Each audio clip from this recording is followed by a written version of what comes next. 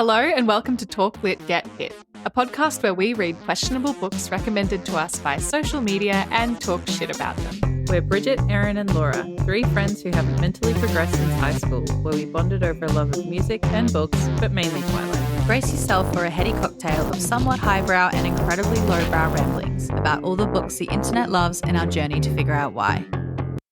Welcome to the 15th annual Talk Lit Get Hit episode. This month we are reading the prequel to a series that presided over the majority of our teen years. Our October podcast pick is The Ballad of Songbirds and Snakes by Suzanne Collins. Alrighty, hello, how have you been? I don't know what it is, but something about me saying hello is particularly triggering to these two. They can't hold it together. I'm just a normal girl saying hello. Let's be real though, it hasn't really been that long since we caught up. So, No. I mean, apart from the pod books, I haven't read anything, nothing to report on that front. World Cup update? Well, I don't want to talk about No, it. neither. I, Let's for one, move am on from that. devastated. Oh, sorry. But I think you said pod books, but we only have one pod book for this month, but we all signed up for a bit of extra credit. It was Bridget's suggestion when we left podcast recording 2 weeks ago. Bridget, who is the fastest reader of all of us, said, I reckon I'm going to read The Hunger Games. And Erin and I were like, oh yeah, like only you could. Like, rude to flex, but okay. And then I thought, you know what? I really would like to do that. And so I started reading them and I was messaging the group chat in an absolute tizzy. These books were so much better than I remember them being. And it's been absolutely dominating my life in the lead up to reading The Ballad of Songbirds and Snakes. it's funny though because I didn't even finish them. I have been so busy with editing the last episode that like every night I've just been up really late editing it. I'm nearly finished Catching Fire. I couldn't remember anything, so that was the reason why I decided to read them again. Still don't remember much of what's happening next, which is good though. It's good that you're surprised by everything. So I'm happy that I don't remember. Yeah, same. I was surprised by how little I remembered of the original trilogy. I remembered really weird little bits, but none of the actual content. Like I remembered about the fault in the chink in the armor. The chink in the armor, thank you. I remembered about that, but I didn't remember why that was relevant or like how they found it or how they even used it to their advantage. And like I remembered big bits like who died and stuff, but couldn't really remember how they died or why it was important, or I just remember people being sad about it. Basically everything about it shocked me because same as you, I remembered sort of basically what happened, but as I realised I remembered nothing. And I really remember being Team Gale, and I think that must have hugely been influenced by the fact that like Liam Hemsworth is very hot. When I started reading it again, reading The Hunger Games, from day one I was like, Peter literally gives her the bread that gives her hope to live and to persevere. How can you ever compare to that? I'm 100% Team Peter now. I don't know if that's a controversial take. I have no idea, but I won't hear anything against Peter. He has my whole heart. At the end of the books, oh my God, I had a crying hangover. I sent like 50 photos of myself crying to the group chat. I don't think that's controversial at all. Most people hate Gale. Oh, good. Because I was Team Gale the first time as well. Because I think at that point I hadn't learnt that friends to lovers sucks. But in reading it the second time, I don't think I am firmly one way or the other. Ooh la I la. am Team Katniss being happy over either of the guys. Although I think that it was well justified why she chose Peter in the end. When did you first read these books? Laura and I read it around the same time the first time, which I want to say was like 2012 maybe. That sounds right. It was after high school. And so the movie wasn't out yet. So we weren't even influenced by Liam Hemsworth being hot because we didn't know he was Gale yet. Okay. I think I maybe just thought he was a bad boy. So I read The Hunger Games in 2016 and then I didn't read Catching Fire or Mockingjay until 2019. The part of Hunger Games that I consumed was the soundtrack, which is funny because I haven't seen the movies. There's a song that I really love. One of my favourite songs is Gale Song by the Lumineers. And so going into reading The Hunger Games for the first time, I was so ready to love Gale because of this song. It's so beautiful. But I hated Gale so much from the very first time I met him. I don't know why. And also I think the time I read it was maybe around the time that Liam Hemsworth and Miley Cyrus broke up. So I was pretty heavily influenced by that, especially I just remember this interview with Jennifer Lawrence, and I know that, Erin, you hate Jennifer Lawrence. I don't get me started. We'll be here all day. But I do remember an interview around the time that Miley and Liam broke up and Miley released Wrecking Ball. And it was when Jennifer Lawrence cut her hair into the pixie cut, and she was sort of like making fun of Miley and Liam. I don't know, in like a jokey way, but Liam was making fun of her haircut. And she said, so what I did was I just sang Wrecking Ball to him and that shut him up straight away. And I just remember that, and I think it was just a bit mean. It is mean, especially when, per the rumors, J-Law was the reason that they broke up. Even recently, she went on that, I don't know, chicken wing show or whatever it is, and was like, nah, it wasn't me. It wasn't my fault. I don't know what happened. But like, why were you feeding it back then? Yeah, and I'm always Team Miley. So I think that might have clouded my judgment of Gail even more. It was definitely reflective of what I thought a partner should be, or what I thought a man should be at the time. I don't think I appreciated softness and kindness and like all of the things I think Peter embodies. I was looking for like a man that would like protect you at all costs, and like even if that meant like loss of civilian life or whatever. I thought, yeah, that kind of macho, not that that's all that Gail is, but I think that I thought he embodied like a better partner. I want to interrupt and say I've done fact checking. We did read it in 2012, and you were Team Peter. You are a big fat liar. You sent me, and I quote, I have read The Hunger Games and Catching Fire, and I'm just starting Mockingjay. I'm totally addicted and Team Peter. Fuck off, Gail. No. And you're going to want to take this one back. Katniss is such a bitch. I see why I thought that. I was only 18 years old, you guys. I was just a baby. I've grown. Finnick also needs to be yours per these messages. What can I say? I was a thirsty girl. Ew, I made myself sick when I said that. I stand by it. I love Finnick to this day. So we all enjoyed The Hunger Games, and I think this will be a really important part of our discussion because even though it is a prequel, it was published after the fact, and so obviously you're coming into reading this with a lot of prior knowledge of what pans out in the games, and a lot of knowledge about the main character, Coriolanus, emphasis on the anus, Snow. And so I guess with that in mind, what were your initial thoughts, expectations, hopes and dreams heading into this book? So I decided that I would read The Ballad of Songbirds and Snakes before I went into The Hunger Games. I'm not really sure why I thought that, but I don't know. I was pretty excited to read it, and I thought it would be cool to read it in chronological order instead of release order. I didn't really know much about it. I haven't seen it, the trailer or anything about it. I didn't know who it was about, and I couldn't really remember anything about President Snow either. So I was really going in blind, which is, I think, a good way to go into a book. I reread the original series first because I knew I wouldn't remember anything that could potentially pop up as like an Easter egg in the prequel, and I wanted to be able to get those references and be in that like Leonardo DiCaprio meme, like pointing at the TV, like I get that reference.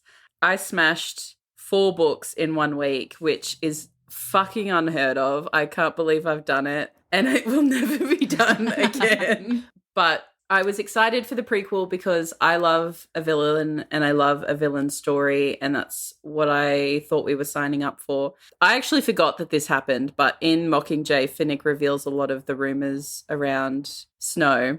And so once I listened to that bit in Mockingjay again, I was like, shit, yeah, the prequel's going to explain some of this stuff, or we're going to see some of this nonsense that Snow gets up to and kind of create our own theories around the like bleeding mouth and this and that. And so I was really excited to see more about a bad bitch. But yes, like Bridget, I hadn't really seen the trailer, didn't really know what we were getting into. I just knew it was about Snow. What are the rumors at Finnick? Oh my gosh, it's such a good thing. Should I just wait? No, Okay. Well, I think it's good to talk about because it's such a juicy detail, and I think you'll still get shivers up your spine when you read it in the book. But like, you know how Snow always leaves the rose as a calling card for Katniss, and when she smells it, it talks about like the mingled smell of roses and blood. And Finnick reveals this rumor that one of his ways that he got to the top was by poisoning his enemies, and to avoid suspicion, he drinks the poison himself and then quickly takes an antidote, but it does have its effects on him and leaves him with like open wounds in his mouth. And that's why she smells the blood, and that's why he always has the roses to mask the scent. We did derail ourselves a little bit, but I'll just quickly share my initial feelings as well. So basically exactly the same. I actually had watched the movie trailer, so not exactly the same as you, but I'd watched it quite a while ago, so I couldn't remember who exactly it was about, what it involved. I sort of remembered seeing a vaguely romantic element, so I was really confused about that. And as I was rereading The Hunger Games, I was like, I'm not going to look up anything about this. I'm like 60% sure it's about Snow. If so, how can she make a book out of this? Because I'm not really interested in hearing what that rat has to say. And then I couldn't remember if he had like some sort of redemption arc at the end of The Hunger Games. I really couldn't remember at all. So I was super, super intrigued to read the book. It didn't really have a lot of info to go on. A word of warning before we proceed any further: spoilers and rude words are within this episode, although we have already spoiled the Hunger Games series, so sorry if you haven't read it. If you'd like to avoid any further spoilers or rude words, now is your time to hop on out. So trigger warnings for this book and this episode include violence, child abuse, neglect, emotional abuse, and drug use. It is the morning of the reaping that will kick off the 10th annual Hunger Games. In the capital, 18-year-old Coriolanus Snow is preparing for his one shot at glory as a mentor in the games. The once mighty House of Snow has fallen on hard times, its fate hanging on the slender chance that Coriolanus will be able to outcharm, outwit, and outmaneuver his fellow students to mentor the winning tribute. The odds are against him. He's been given the humiliating assignment of mentoring the female tribute from District 12, the lowest of the low. Their fates are now completely intertwined. Every choice Coriolanus makes could lead to favour or failure, triumph or ruin. Inside the arena, it will be a fight to the death.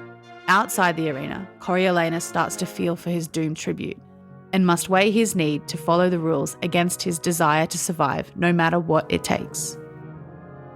All right, I feel like we all have a million thoughts bubbling over, ready to just straight up erupt out of us. But if you could just give a simple summary, now that we've all finished actually reading the book, how do you feel about it?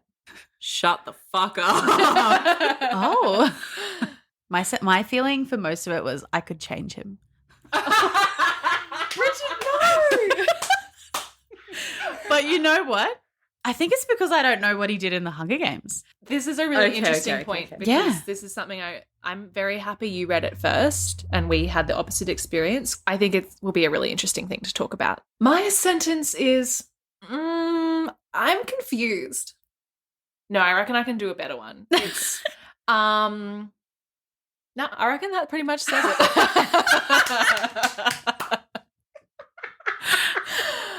Brown had people over last night and I was finishing the book.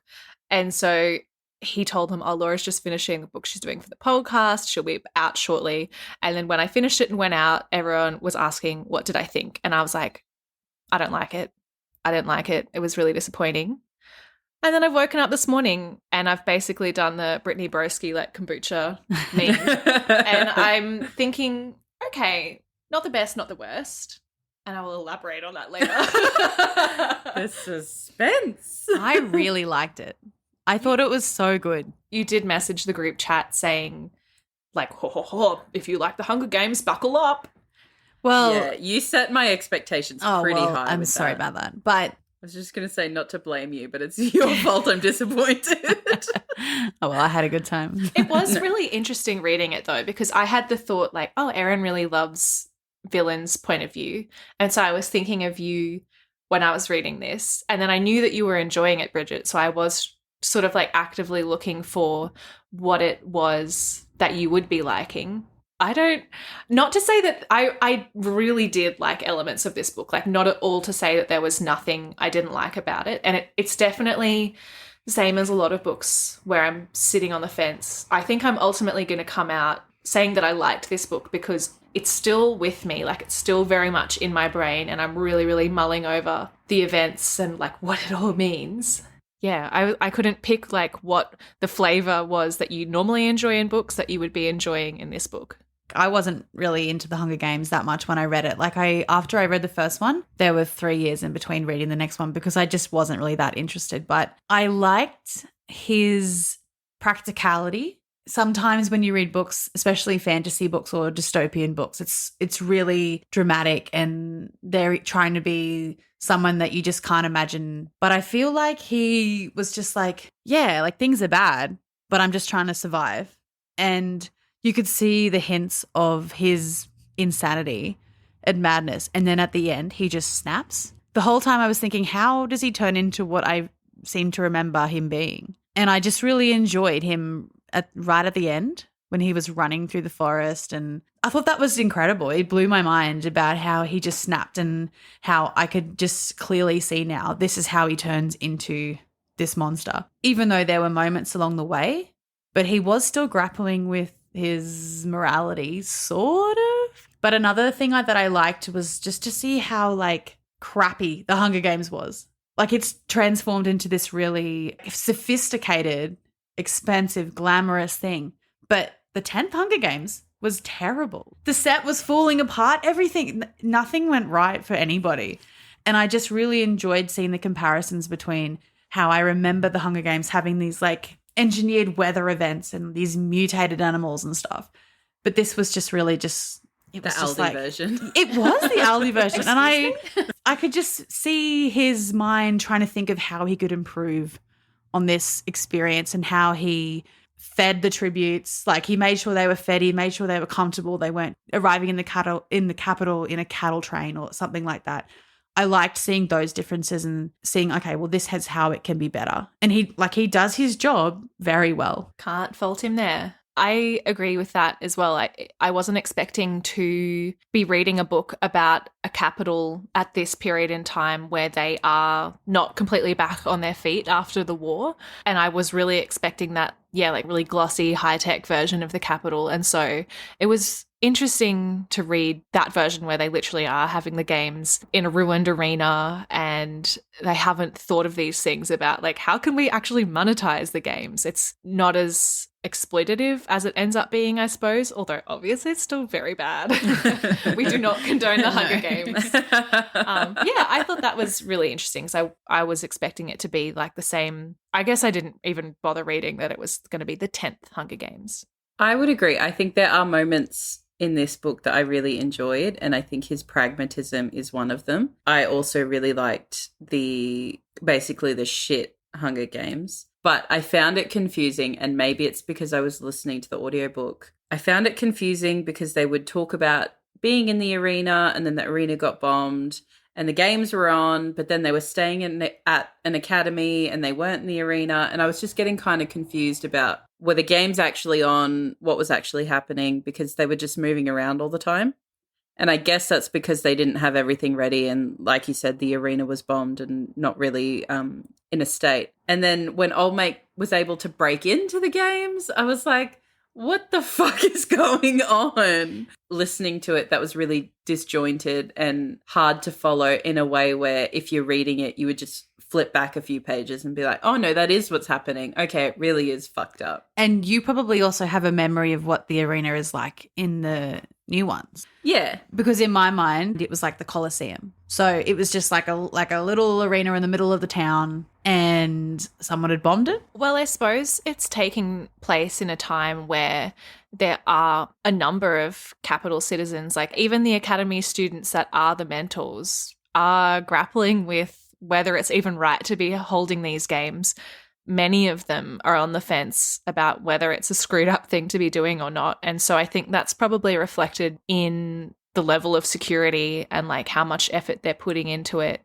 And like you said, they're all over the place because it's not a high priority for the capital citizens. They don't have a purpose-built place for these games and like the tributes tower and, you know, the big stadium where they do their interviews and things like that. So yeah, it was a little bit jarring to read that because I just sort of always expected the Hunger Games to be perfect from day one. I think maybe it was a bit more realistic than the 75th or wherever that they're up to in the main books, because there wasn't that many like alterations of people's bodies, or there were a few modifications of the animals, but this is something that could happen in real life. So I think I liked that connection to reality.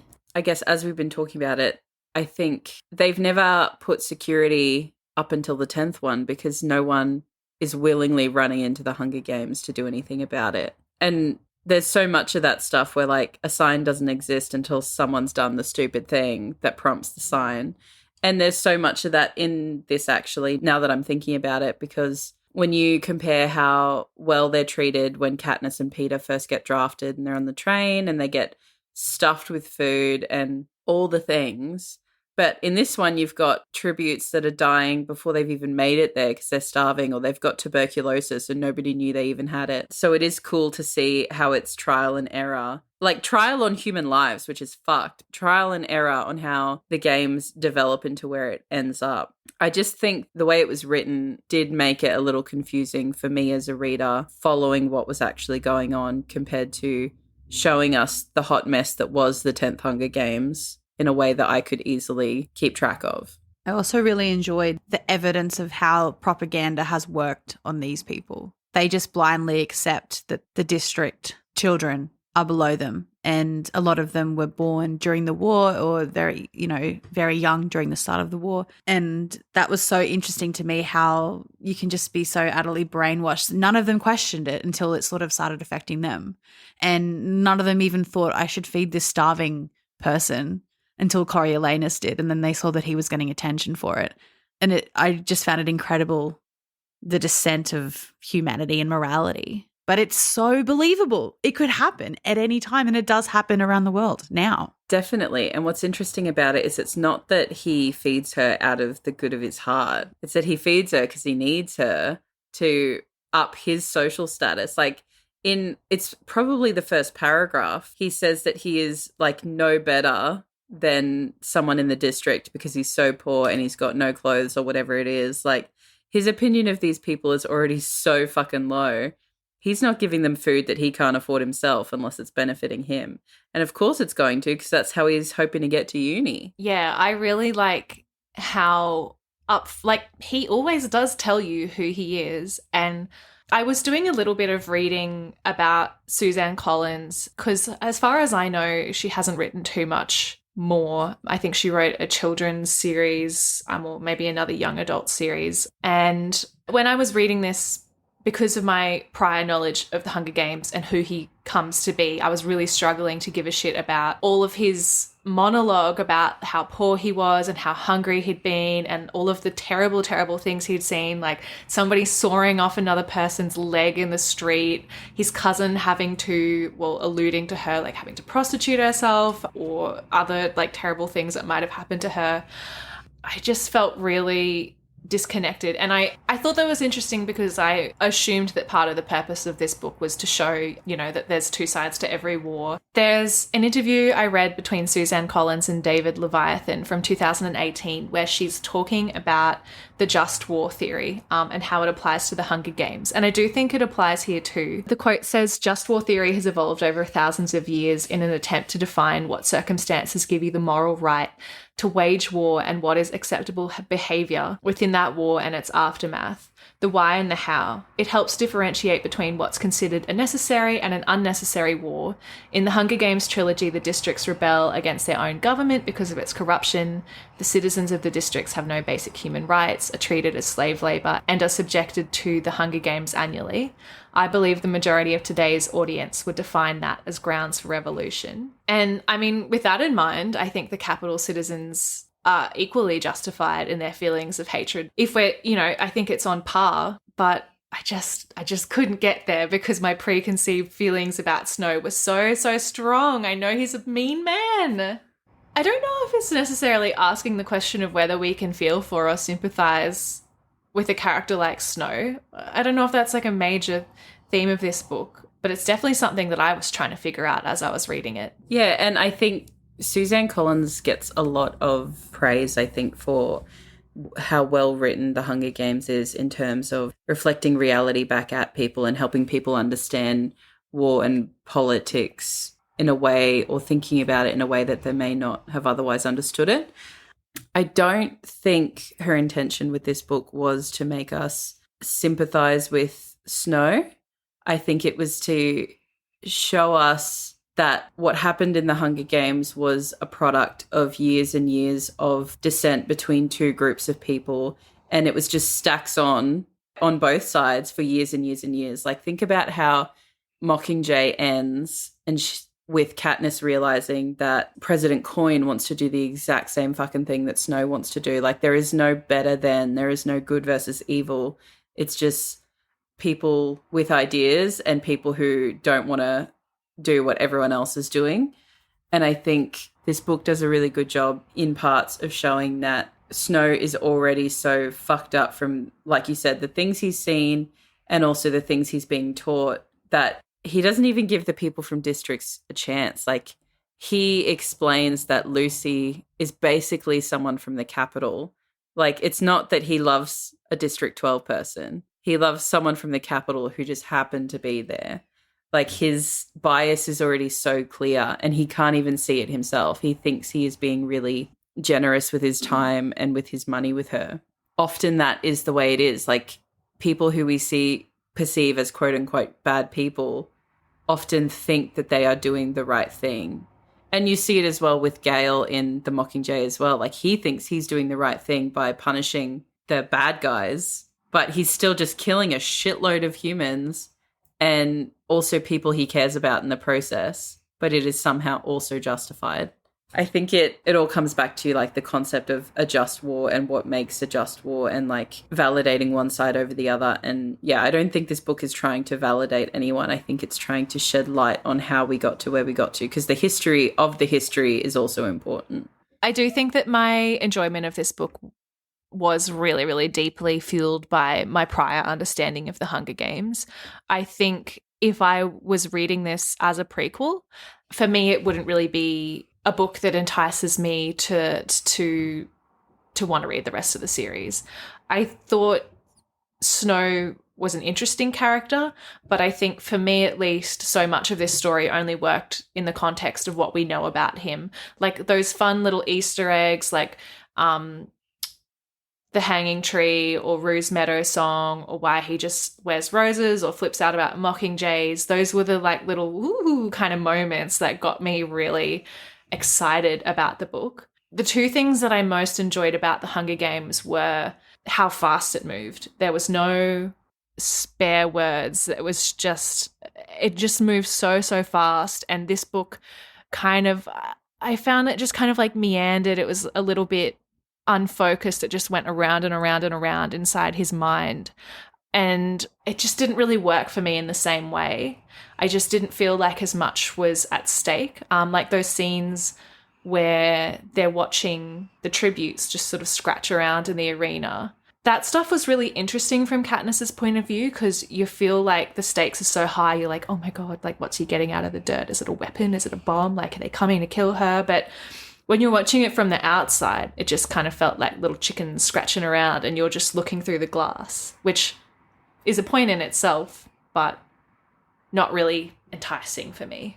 It is funny as well because The Hunger Games was written from Katniss's point of view, but this book was third person. So I don't know why that decision was made, but we weren't actually in his mind. That's really interesting to me because I found, like Laura, I found this book to be really long, and we've been slammed for saying books are long before, but I think this is a justified comment about the length of a book. I'd say that all of our comments are justified. This book is very long and the pacing is really slow, but I also really struggled with Snow's point of view. And it's interesting that you say it's third person because I didn't really notice or pay attention, but it's still obviously centered around his feelings and stuff. By God, shut up. Like, he's so annoying.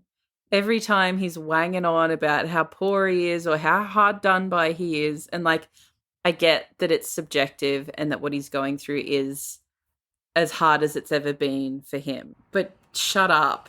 Like, either show it to me properly instead of just whinging about it, or like give me something that I can actually work with there that does make me think, oh yeah, he really has suffered.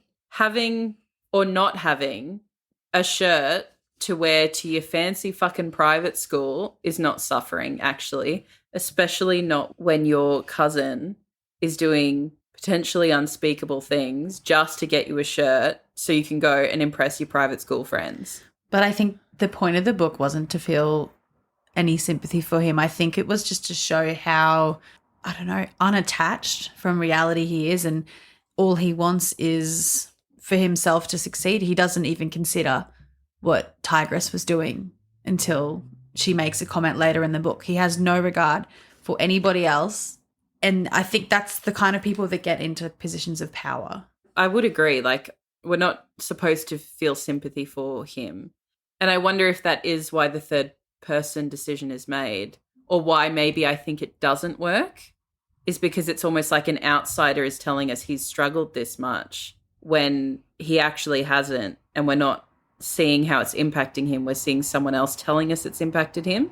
For me, a reason why his struggles didn't hit home as well was because it never breaks down his ego. Like, he's always got this obsession and this drive for power and this real pride about him, which is, again, something that was really interesting about his character. And I ended up ultimately liking that. But I liked that about the book, but I didn't like him because of that. There is a quote on page 7, which is so early in the book, and he's so upfront about who he is. It says, his mind could fixate on a problem like that, anything really, and not let go, as if controlling one element of his world would keep him from ruin. It was a bad habit that blinded him to other things that could harm him. A tendency towards obsession was hardwired into his brain and would likely be his undoing if he couldn't learn to outsmart it. That's some nice foreshadowing. Yes, I think it really is. And then it really comes full circle at the end of the book when he reckons he's running away with Lucy, and all of a sudden he's like, he knew this would be easier if he wasn't such an exceptional person, the best and the brightest humanity had to offer. Like, his ego is unrelenting, and his drive for renown and power and control and recognition are just the one constant of this book. And I think although that made him repulsive to me, it was also like incredibly interesting to read, or incredibly interesting to think about. It dragged, but when I ruminate on it, I'm like, good points were made. Yeah, and I think also I struggle a little bit because I felt that in the Hunger Games he had a bit of like charisma about him and a bit of pizzazz that I felt was missing here. And obviously there's a big time jump between the stories, but he does think he's incredible and all these things. I don't know, he's not really got the kind of personality that, even though he is terribly egotistical, I'm still drawn to him anyway. He's just not endearing to me or like appealing to me. There's nothing there that's really drawing me to want to hear more of his nonsense. He's giving incel, like, oh, girls don't really like me, but I'm so great. Why don't they like me? Like, he was so far removed from any sort of desire other than control. Because at no point in the book did he have any desire for Lucy or any other woman or man. Yeah, and he says it at the end as well, that maybe he'll just marry someone he hates, because at least then they're not going to impact his life as much, because he's not going to care what happens with them or to them. It's partly because he's not fully fledged Snow yet. He's little baby villain. And it does kind of come off as incel, neckbeard, like soft boy vibes. Even like there's a scene, I think I have it highlighted, but when Lucy says something to him about how peacekeepers shot her dad. And then he's like, yeah, well, rebels killed my dad. And then when she apologizes to him, he's like, sorry, baby, I just wanted to have a good time and you were ruining it. And like, he just seems to be really manipulative in that kind of soft boy way as Teenage well. boy way. Yeah. You're right. You're right. In that sense, he is very true to the teenage boy form. And he's being a villain in this really shitty, familiar way. But I would rather read about a villain that is like poisoning his enemies and has a rotting mouth and like is in his lip filler era, as I saw one Goodreads review say. All credit to Goodreads reviewer, anonymous, because I can't remember. I think there was a point where he could have gone either way before he found out he was accepted into the training for leadership within the Peacekeepers. And I think it was still in his own best interest. Like he was still acting on his desire to keep himself safe and Snowlands on top, etc., etc. But I think that there was a point where he considered changing everything for Lucy, but it was just so he could keep his control and hold on her. I think he was on the brink of his confidence. He was on the brink of his charm, but he was also on the brink of losing his mind. And I think when Lucy figured out his betrayal of Sejanus, that was when he fell and he just committed. He fully committed and he was like, well, this is it. This is me now. I agree that I think that's the moment, but I actually think that it was when he realized he could get away with it. Exactly. And all he had to do was kill her. That's nothing. He's already killed 3 people this summer. Like, what's the 4th one? And I actually loved the bit where he was like, oh, I could do this and I could give it all up for her if I didn't hate it so much. Like, what a spoilt brat to be like, I hate being in mud and I hate putting worms on hooks. Like, you and me both, brother. Like, and he was out there for like 5 minutes. I know, 5 seconds. And he's like, you know what? I fucking hate this but shit. I like I'm that. going to kill a bitch. Because it I would like be that terrible to be there.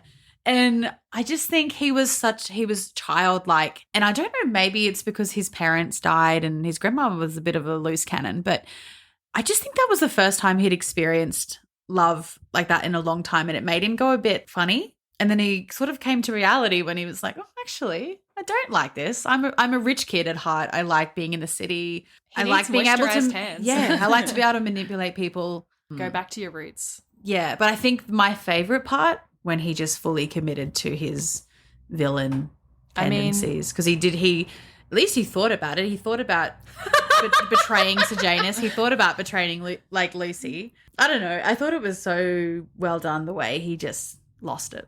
Yeah, I really liked that bit where he could choose the good path and was like, nah, fuck it, I'm too far gone now. And I think, I know I've complained about the book being really long and prattling on with his inner monologue, but I think it really does have to give that much time. If he's going to snap and it's all going to come together in the last 20 pages, it needs to spend a lot of time with his mind going to and fro and getting a little deeper each time. And I was going to ask you this because I really didn't know which way it was going to go. I had some theories. And because there is a line, I think he's talking to like Lysistrata or one of like the other Academy people who is conflicted about the Hunger Games and feels bad for their tribute. But he has that line about where is the honor in participating in something that's not honorable.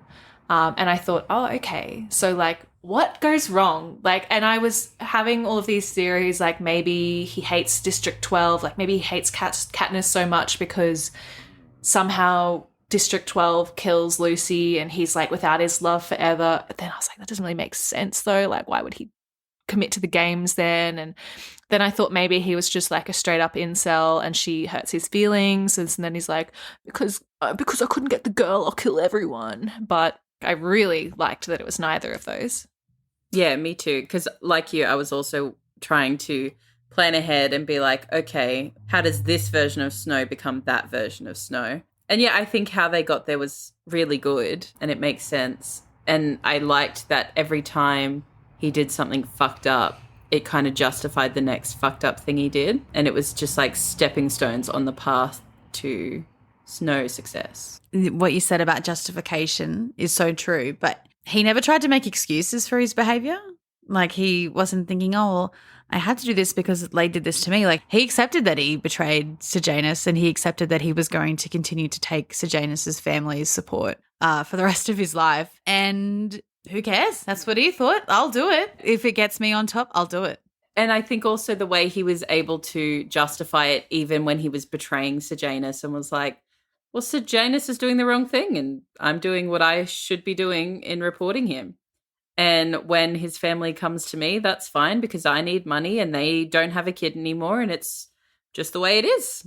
And like, righto, king, pop off. Have no regrets. Have no guilt. He's so pragmatic. I thought like there were interesting points throughout the book as well. Like I have a quote highlighted here that says, so he added a paragraph about his deep relief on winning the war and the grim satisfaction of seeing the capital's enemies who'd treated him so cruelly, who'd cost his family so much, brought to their knees, hobbled, impotent, unable to hurt him anymore. He'd loved the unfamiliar sense of safety that their defeat had brought, the security that only could come with power, the ability to control things. Yes, that was what he loved best of all. I think if you think about his behaviour and his justification for his behaviour through the lens of child development and trauma, development after trauma, I think it makes a lot of sense. So in the child development circles, there's a lot of debate about whether somebody's personality and somebody's, I don't know, inner makeup is nurture or nature. And him being so young when the war happened, but also that trauma of losing his mother who he did love and his father who he was indifferent about, but also seeing things like your neighbour sawing off the leg of a maid, taking it home to eat, just things like that. It does stunt your development and it makes you in a constant fight or flight or freeze mode.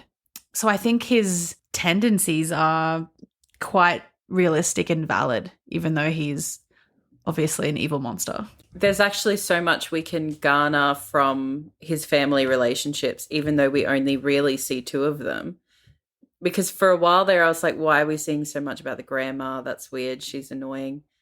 But you think also what we learn about his dad at the very end of the book is that his dad manipulated that guy into devising the whole concept of Hunger Games, submitted it even when he didn't want it submitted, and then died and let old mate deal with the consequences. Like the manipulation that needed to happen for that situation. Imagine that like tenfold in a family environment. Like no wonder the grandma's fucked up and no wonder Snow's fucked up because they've been influenced and been in this family and household with a master manipulator who can do shit like that without the people even knowing that that's what's happening. So there is that question of nature versus nurture there. And you can see elements of where it has been nurtured within him, that he's seen it and he's adapted it and he just be doing crazy shit. And then it's also in his nature.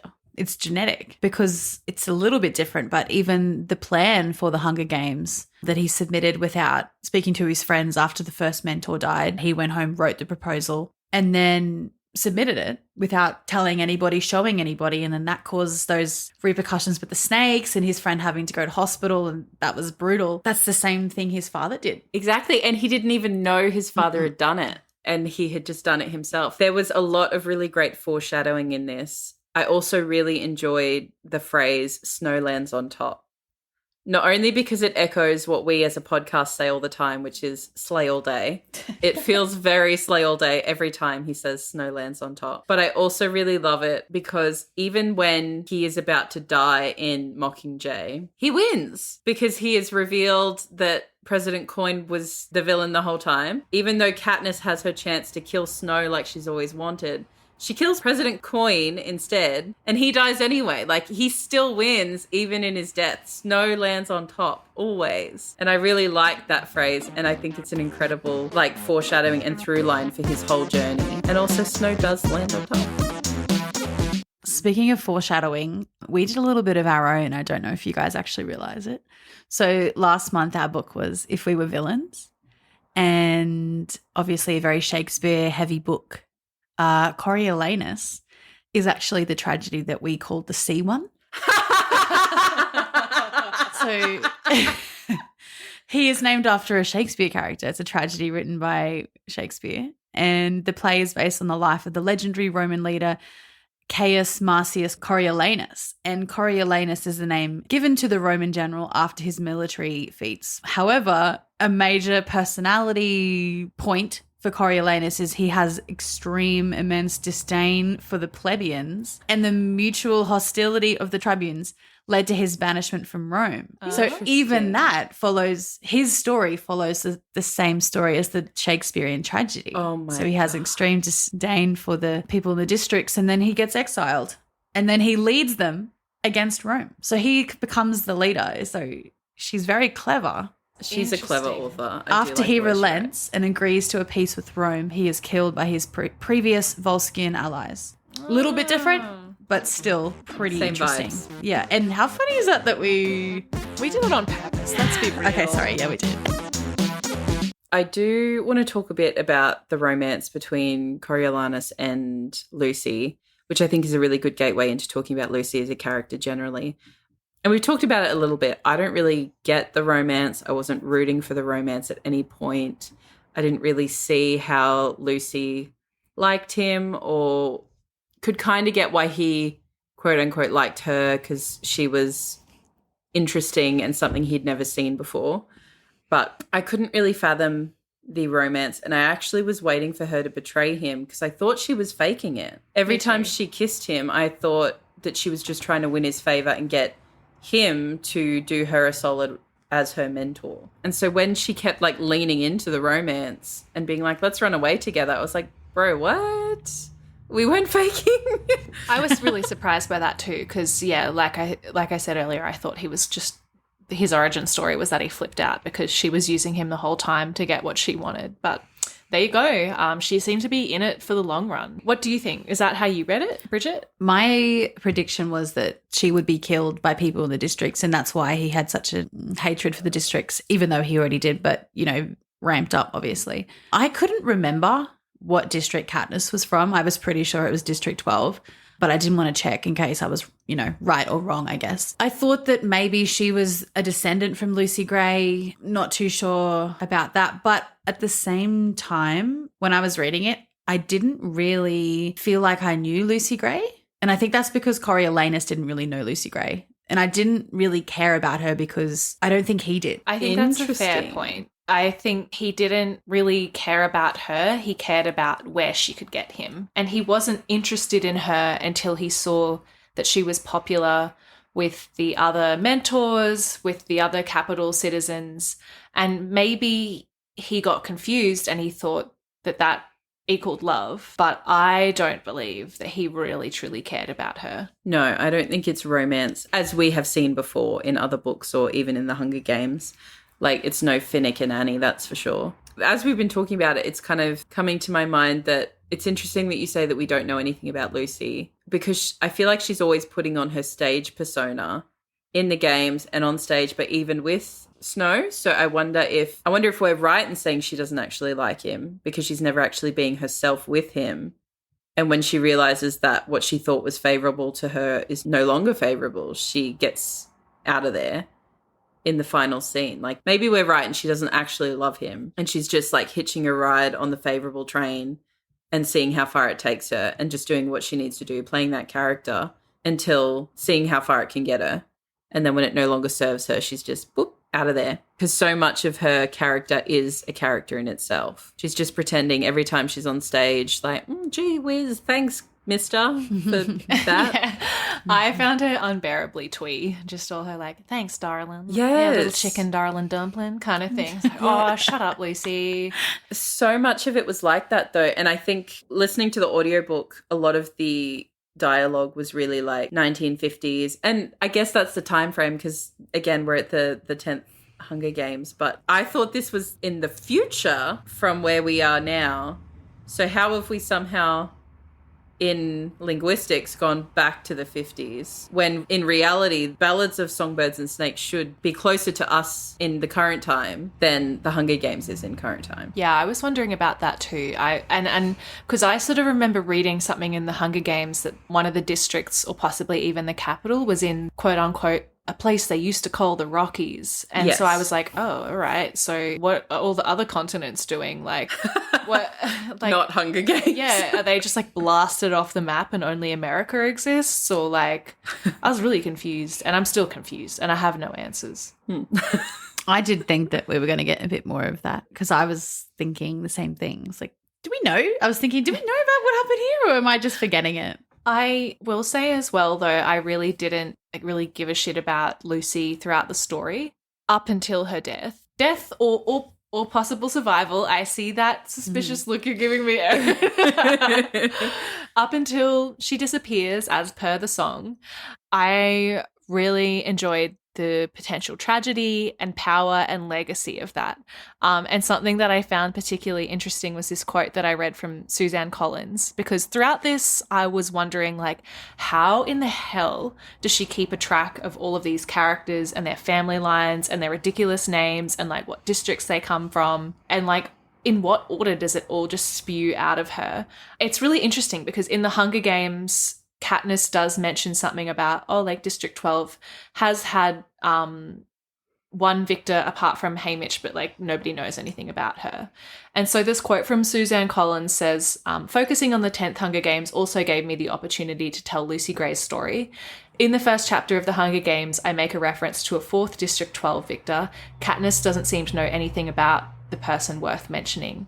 While her story isn't well known, Lucy Gray lives on in a significant way through her music, helping to bring down Snow in the trilogy. I think as I was listening to this, I didn't really think a great deal about whether I liked Lucy or not. Something that kind of hit me at the end of the book is that Lucy runs away from Snow, and I think this kind of feeds into the unknown quantity of whether she loved him or not, because she chooses not to kill him at the end of the book. Like, she's killed people with snakes before, and the medics and whatever tell Snow that the snake that got him wasn't venomous at all. Like, she could have killed him. She had everything she needed to kill him and somehow still chose not to. Either that speaks to her character as someone who doesn't believe in killing when she doesn't have to, such as in the games. And even in the games, she chose not to kill unless she absolutely had to. Or does it speak to her feelings about him more broadly? And then I think also it's important to think about that in the context of the theory that she is Katniss's grandmother. I don't know if you guys are familiar with this theory. I've seen a little bit. So she's described in a pretty similar way to the way the Hunger Games books describe Katniss, because obviously movie Katniss is a bit different to Hunger Games Katniss. And so they kind of look the same, they're singing the same songs, same district. It's fully possible, and I believe that Lucy is Katniss's grandmother. There's enough time there for that to be the way it goes. She's obviously got a community in District 12 that she wants to stay close to. But also her troop is a traveling troop. There's no guarantee they stay in District 12, but they leave without her anyway. Like, they're going their separate ways. So it's fully possible that she is the grandmother, and she is planting the seed very early to be someone who puts love first, puts music first, because Katniss's dad is also really musical as well. And it's that nature versus nurture again. Like, does she have the right genetics within her that eventually come up in Katniss? And so do you then think that Snow is aware of that, and that's why Katniss was reaped? Well, see, there is also theory about this, and I don't know that I agree with this, but I've seen a lot of theory that Snow was already aware of Katniss before the Hunger Games, and that they deliberately put Prim's name in the thing so she would volunteer because he knew what her potential was. I don't know that I believe that. I think obviously the peacemakers in the field or in District 12 were aware that she was kind of flaunting the Capitol's rule and doing whatever she wanted, but it served everyone there. So I don't think the Capitol actually knew what she was doing. I think once he saw her at the reaping, and she would have looked like Lucy, whether or not they're related, she still looks and is described like Lucy. I think that would be the starting point. Once she starts singing Lucy's songs, that's when he starts going ape shit about it. And then even when she rocked up wearing the Mockingjay pin, because those Mockingjays just sent him into like a paranoia. Like, he's never had that before, and he was King lost neurotic. his mind. Yeah. That scene where he's like, you're not a Mockingjay, blah, blah, blah. Like, yeah. And I love that. That was something I enjoyed so much about the book, like that art as a weapon kind of thing. Some songbirds and some lyrics from a girl he once knew would ultimately be his ruin. I really enjoyed seeing the origins of these songs. Even though I typically don't enjoy reading song lyrics in a book, I made an effort to read these, and I'm glad that I didn't skip over them because it turned out to be the most interesting part of the book. It's funny you say that, though, because I listened to a lot of it as an audiobook and it was an interesting experience. So Old mate is giving nothing on the lyrics. My favorite rendition in the audiobook was a section where there were a lot of la's and it was just la, la, la. La la la la la la la la la, like he's a sim. And Machino. Another thing I thought was really funny just about the audiobook. When I started listening, I was thinking, I know this voice, and I realized quite quickly where I knew the voice from. He also narrated You. Oh, so I listened to an audiobook of You. So he was Joe Goldberg in You, and he was so good at that. And I think he was good at this, even though the songs didn't hit quite the same as they could have. But you know who else he is? Who? He's the evil guy in Frozen. I did see that actually. He's the prince, or I don't know his name. What message is he trying to send us? Very interesting. Do we want to talk about any of the other characters at all in this book? I think Tigris is interesting because it's obviously a throwback to the Tigris that we meet at the end of Mockingjay. Oh, really? Yeah, she gives them, she Refuge. shelters them when they go to the capital. Wow. Yes. And so when she gives them refuge at the end of Mockingjay, she has like an underwear store or something and she hides them almost within the walls of her store. And she's described as someone who has undergone a shitload of like plastic surgery, actually looks like a tiger, does a lot of weird, almost animalistic things. I'm interested to see or know why that is the character that Suzanne Collins decided to make Snow's cousin. In reading Mockingjay, I never really expected to see Tigris again. I thought Tigris was just kind of like a throwaway character. And I'm not sure why she was brought back to not really serve a huge purpose. It's not that she appeared particularly rebellious or anything. If anything, all she did was feed Snow's delusions of grandeur. And so I'm not sure why she was there. I don't know. I'm just not sure why it was her and not just some random other character. I think that she was quite sympathetic to the tributes, though. And I think that was the only place that Coriolanus heard any empathy from anybody else. Like, she was pretty concerned about Lucy Gray and she thought what was happening was wrong. I think he told her at one point, do not say this to anybody but me. She was voicing her disgust at the Hunger Games. But Sejanus was doing the same stuff, though, like providing that sounding board, and he didn't really respond in a similar way to him. But I think it's because Coriolanus didn't respect Sejanus. I mean, she keeps him alive. She's the only reason they've had any income for the past however many years. And he's also got that connection to her from before his life turned upside down. I don't know, even thinking about it as we're talking about it, it's almost like she is his stylist team, or like she is to him what like Cinna was to Katniss or something. Like, she helps build his personality or his persona. And something I thought worth noting as well is that she's his cousin, which from what I read was originally the plot for Gale and Katniss, that they were meant to be cousins until a certain other book that came out in 2008 did a love triangle, and they changed Gale from being her cousin to being her love interest. Was that certain other book, Twilight? I won't name any names. Don't be coy. And then obviously they used the cousin plotline in the Hunger Games trilogy. But Kind I of thought tongue it was, in cheek. That's fun. yeah, I thought it was interesting that Suzanne Collins was like, I want my cousin plotline and I'm doing it properly this time. Okay, so Sejanus, love him. Little baby Sejanus. I liked him too. I really liked that even though he could be a capital person if he wanted to, he didn't want to.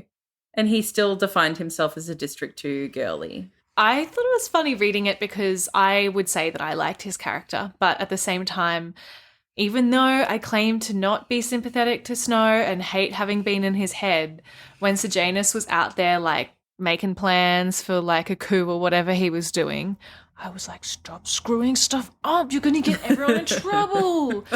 But I was the same, and I think my feelings about Sejanus is obviously his heart was in the right place, but he did not have the skills to pull it off. He did not have the manipulation ability. He needed somebody like Coriolanus on his side. He trusted people too deeply. You could see that when he broke into the games to mourn his tribute. Like, no one else doing that shit. He's just too soft for what he wants to be doing. And it was really his unfortunate downfall that who he thought was his mate was actually against him the whole time. And I liked it because, you know, so often in books we have good triumphing over evil, and he just could never win. No, and he tried so hard every time. Yeah. He got knocked down and he got back up again. And I liked that his motivation was the direct opposite of Snow's. Like, he didn't care about his status or his place in the world. He just wanted to do what was right.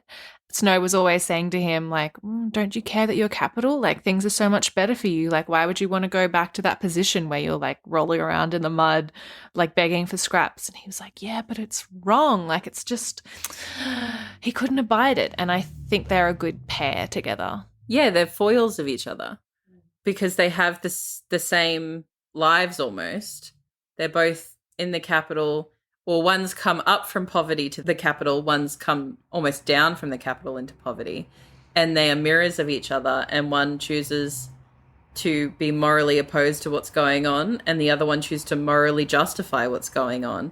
And it's interesting because their pathways, as the story goes on, just keep, like, diverting further and further away from each other, like branches of a tree. The hanging tree. Oh, my God. I do think it is a little funny, though. He is still like a capital girly, as I said, or like a District 2 girly, and he's like, we're just so hard done by, even though District 2 is considered one of the, like, better off districts. I think it's funny because they both have anus in their name. I don't really have anything else to say about any of the other characters, and I think it's a completely different story to the Hunger Games, but I did find most of the characters, like, pretty forgettable. Like, all of the Academy students, I don't have anything to say. I agree, and I actually think that's a good point to make. I think there are a lot of characters, and most of them served a second of purpose. And I would get distracted in the audiobook trying to remember if I'd heard of them before. And, like, when he goes to District 12 and then they introduce a new character and then some nicknames for those characters, I was like, icebreaker. It is funny, though, because this is something that we do always sort of reflect on after we finish recording. So I finished this book a week ago, and Laura, you finished it last night, and Erin, you finished it this morning. Mm-hmm. I think I wonder if the time frame that we read it makes a difference on how we feel about it, because I didn't think it was too long, and I didn't get confused by the characters because I think I felt like I had more time to get through it. Like, I wasn't trying to rush. And that is always something that, for the last few books especially, I have been rushing. And the length is always been a problem. Yeah. But, like, this time, I finished it last Friday night and I didn't feel rushed.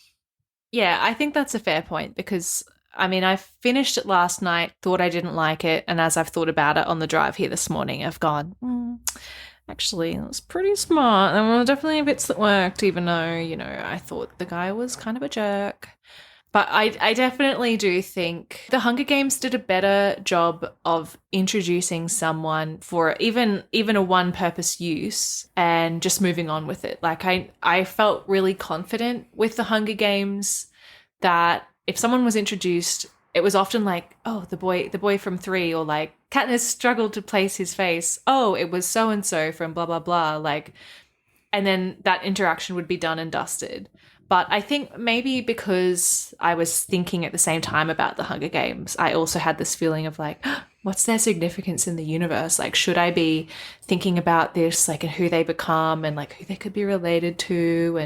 And there were a lot of students. Yeah. And just a lot of characters that were all named characters, which I think doesn't really make sense with Snow either. Because I can't imagine he knows everyone by name or like would care to know people by name. Like, when you think about how Katniss referred to one of her opponents as Foxface for most of Hunger Games, that's what I imagine Snow would be thinking as well. Like, but I think these are the people that he's gone through school with. So he's known them for 12 years. Yeah, and I guess there's also the element where he has always been fighting for like their approval and stuff. So I guess he he needs to know their names. I just thought it seemed a bit odd. Even with, like, the peacemakers that he got stationed with in District 12, like, I don't know, just odd that he was on name basis with everyone, even though I thought he was the kind of character that would kind of be above that or consider himself above that. He is, at the same time, kind of like someone trying to win an election. Like, he's trying to charm you. I picture him as like Miranda Priestley in that scene in The Devil Wears Prada where Andy and Emily are like whispering who's who into her ear. Like, he's always wants to have the upper hand and know everybody's business and play his little games. That's literally what I was about to say. I feel like he's the kind of person that has a portfolio of people and he keeps things that he knows he can use in the future. Burn book. Got a little diary. It's like a dentist that has a little, so then when you go back to the dentist, they're like, oh, and how is the dog that you named? They know a little. I think he's that kind of person. He wants to know how he can use people. So he's analytical and he remembers things. Well, Sejanus said that to him. So I can't remember the quote exactly, but something to the effect of like, you always know more than you let on and you pick your time to show what you know. And I think he is charming. He knows exactly how to play people. He knows what to compliment them on. He knows what the social rules are. He knows how to behave at a party and he knows how to get what he wants. And it's only when he comes up against the big players like Highbottom or Dr. Gall, who is a horrible, horrible person. And even he's horrified by her. But he knows that he's met his match with those people because they have been doing the exact same thing for longer than he's been alive. So I think that's when he realizes he has work to do. But with everybody else, he's thinking, okay, I've got this. I'm comfortable. One of my favorite things about The Hunger Games was that whole cast of characters that have the potential to be named and never brought up again. But you have Peter, Gale, Joanna, Finnick, Haymitch, all of these characters that are really flawed, really unlikable at points, and at points like antagonists to Katniss, but so moving and so kind and so good inside. And I mean, yeah, I suppose there's not necessarily a place in this story for characters like that, but I did miss them all the same. I will say I'm also glad that there was no attempt to redeem Snow in this. There was no justification for it. It was just, this is who he is and this is how he became who he is. And you're not going to feel bad for him and he's not going to redeem himself. Just is the way it is. There's no counter argument for him. Well, we've talked a lot about The Hunger Games. It's really, really difficult to talk about one without the other, but it would be good to talk about some of the things that either we observed ourselves or we had to maybe search on Reddit to find the real meaning in. Obviously, we have the characters that are relatives of people that crop up in The Hunger Games. So we have Hilarious Heavensby, who would be a relative of Plutarch, or we've got Arachne Crane, some sort of relative of Seneca Crane, and then Lucky Flickerman. And I mean, I enjoyed those nods, even if it wasn't incredibly meaningful to the story. But there are other really fun, juicy elements that we get from this book. And I think, namely, for me, that would be the origin story of his Mockingjay, Jabberjay smear campaign and the Meadow Song and also the Hanging Tree. And the roses. I really liked seeing where the songs came from and understanding the context with which that they were written. And I think it's crazy that Katniss sings them and they're about her district and she doesn't even know. She just sings them because her dad sings them. But they're about the meadow that has, served as her safe place for so long. Something that I really enjoy about Katniss is just how unaware of everything she is. Yeah. She's always the last to figure anything out, and I love that about her. She's so funny and such a 16-year-old girl. I love, there's a bit in one of the books where she just completely blows up. I think it's when she punches Peter in the face. She's flipped out about it, and then she's like, actually, you know what? You were probably right. My bad. 5 minutes later. Yeah, my bad. Sorry, I cut your hands. Yeah. That's right. But yeah, it really gets me going to think about Rue's death and Katniss singing this meadow song, which is a song that Lucy sings to Snow in this moment where it does seem like he's really feeling in love with her and he's really feeling connected, and she's taken him to this special place that she goes with other people that she loves.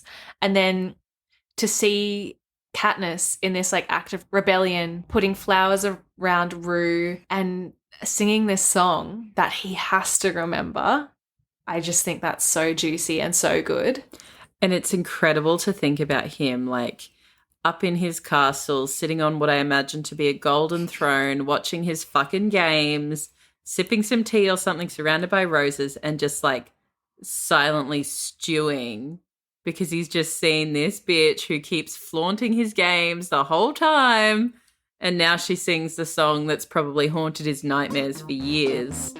Like, or just to imagine him like frothing about it would be incredible. It was something I saw on Reddit talking about when Arlo, I think, is hanged and he says, "Run, run, Lil, run." And I guess it depends what emphasis you put on it, but some people were theorizing that it matched the 4-note tune that Rue's district people sing to signal the day is done. They're like, da, da, da, Oh my da. fucking God, stop it. Yeah, and I don't know if that's true, but I love it a lot. Oh and then my God. 'Cause adding the into that, the Mockingjays take it. Mockingjays. Yeah. Yeah. They Yeah. take it and... Well, Shivers up my spine. oh my God. I had no idea about this because like there's no way that they can police the Mockingjays traveling between districts, right? Like, holy shit. Wow. I think that's a great theory. Like, I like whether it. it stands or not, I think choose it's to so believe it. good. I just love, I really didn't understand his hatred for the Mockingjays and the Jabberjays for a long time, and I was really thinking about it this morning. But I guess like all it boils down to is that he just hates them because he thinks they're like an abomination. Like he can't control them. Like he can't. It's direct stop. defiance of the capital. Yeah. Oh. And he's just such a little square. He just, and I love that. I love that they ultimately become this, symbol of hope and rebellion, and they are everywhere. Obviously, they're called Mockingjays because of their connection to mockingbirds, but I also love that their existence is literally mocking him. It's a mockery of Yeah. everything the capital claims to be. Yes, like he can't control it. It reminds him of his lost lover. It reminds him of when he was like haunted by all those words. Like he is literally taunted by these birds everywhere he goes his whole fucking life. Like there is no freedom for him from these birds. And right at the end, when he's running in the woods, and the Mockingjays are just repeating Lucy Gray's. Oh, it's so good. yeah, That'll be great in the movie. Yeah. One more cool thing that I saw that I also saw on Reddit was how he makes that hole in the fence to flee with Lucy. Some people were theorizing that it's the same hole in the fence that Katniss uses. And I really love that idea that Incredible. he's like inadvertently given Katniss like the freedom and the resources she needs to overtake him. He To created overthrow his him. own problem. Yeah. Which is what he's done the whole time anyway. Like all of this has come from his own actions anyway. I mean, Well- he had a good innings, as you would say. Yeah, like, wow, that's incredible because I didn't think about that either and didn't Neither. really pay a lot of attention as to how they broke out of 12. So that's interesting. And it would also make sense in the context of the Capitol always knew that that's how they were sneaking out and stuff like that. And how it was so easy and so fast for them to turn the fence back on when they decided they'd had enough. Another thing that was great about the ending, but did leave me with some questions, was thinking about the Hanging Tree song. So at some point in the book, Snow walks into the meadow, I think, and Lucy seems to be crafting this song about the Hanging Tree, which is a song that Katniss sings in the Hunger Games, and it's a song that she's filmed singing, and the Mockingjays are joining in when they're doing one of their campaigns that is broadcast into the capital when their rebellion's in full swing and catching fire. And he's thinking, oh, how cute. She's writing a song about that dude that got hanged yesterday. Oh, little Lucy baby is so cute. And then when he starts slipping and he's really like, it is when he runs away with her, right? And she sings the full song. So she's singing the song at the end of her last like live performance, and it's a clue to where they should meet up to do their runaway. And he is like, oh, I would have preferred not to meet up at her old lover's rendezvous spot, but that's fine, whatever. And then he's trying to figure out who the song's about. And he's like, oh, the speaker in the song was Billy, and he was singing it to Lucy, which is interesting because that then begs the question of whether Lucy wrote it or Billy wrote it, or whether Lucy wrote it from Billy's perspective. Yeah, that's what I was unsure about, because I don't know.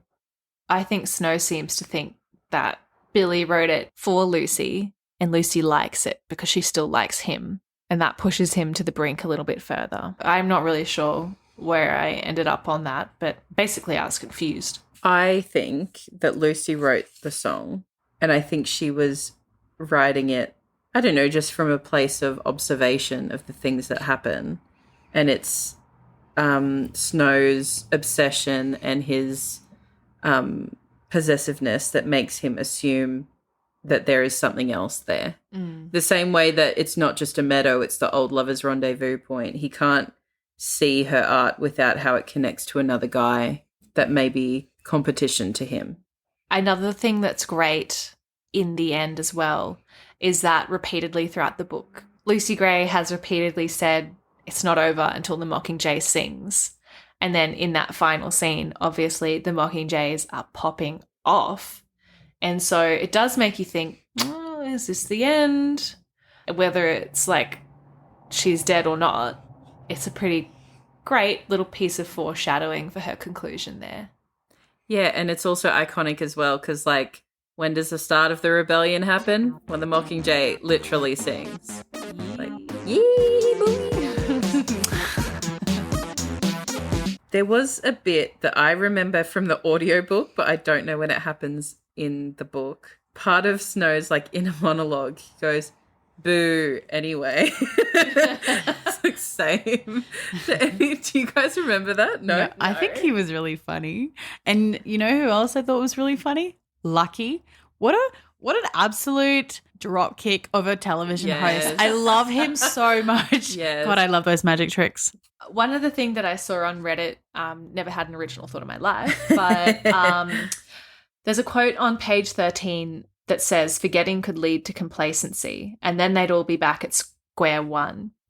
And then at the very end of the book, they mention erasing all records of the 10th Hunger Games. As seen in Katniss, most people have forgotten about Lucy Gray. Nobody knows who she is. She's faded to obscurity. And they do become complacent. They learn their lesson the hard way. What does erasing the evidence mean? Does it just mean that they got rid of all the videos, or were they erasing anyone who had anything to do with her?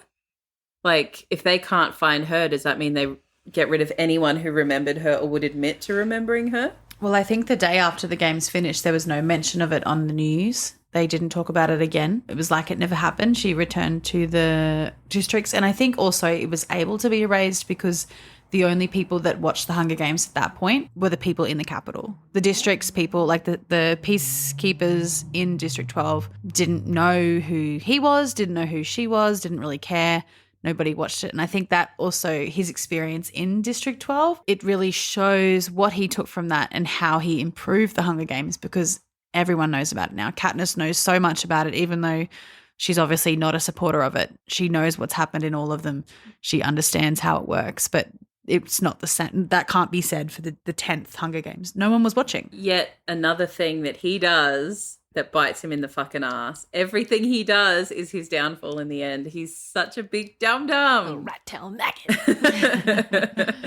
One other throwaway line from the book that plays into one of the theories that we've already mentioned is when Lucy Gray says Maud Ivory never forgets a song. And I think Maud Ivory was the little one. Apparently, understandably fuels the theory that Maud Ivory may be somehow connected to Katniss, or Katniss may be somehow connected to the Covey, because Maud Ivory is a relative, remembers Lucy's songs that she's sung, and they got passed down the line. I suppose it doesn't necessarily have to mean that she's related, just that she spread the almighty word. The teaching. Hear ye, hear ye.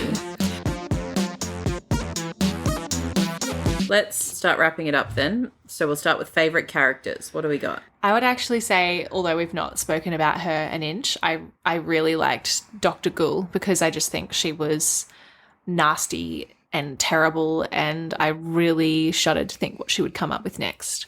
I just think she was shocking, and I really enjoyed reading whatever came out of her mouth. Who's your favourite character, Bridget? I think my favourite character is Coriolanus, but I also really did love Sejanus. Poor little baby Sejanus. He was too pure for this world.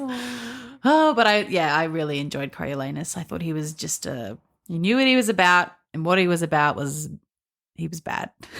Being a bad bitch. He's just a bad guy. I didn't think I had a favourite character, and I certainly like Snow in this book a lot more now after kind of debriefing and being able to sit on it a bit.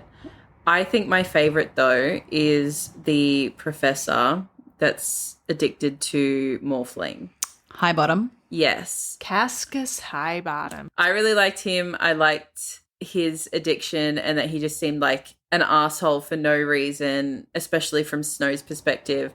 And then when you get to that final scene with him at the end and you find out that the reason he's such an asshole is because Snow's dad fucked him over, and he can see in Snow everything that he saw in his dad, like just wrapped it up so perfectly. And suddenly all the bad things that Highbottom has done now makes complete and total sense. So I think he was my favourite character. He had such a good character arc. I also love his demise. Oh, yes. And it's so simple as well. Like Snow's like, oh, well, poison that guy. And just iconic as well to do it with the same thing that you were caught for smuggling into the games as well. Like The fact that it's literally rat poison as well. yeah. Rat. Rat. It's time. It's time. It's time. It's the most important question of the day is The Ballad of Songbirds and Snakes by Suzanne Collins. Lit or shit? Bridget. Lit. Laura. Lit. I also think it's lit. You guys have swayed me heaps. I think it's lit.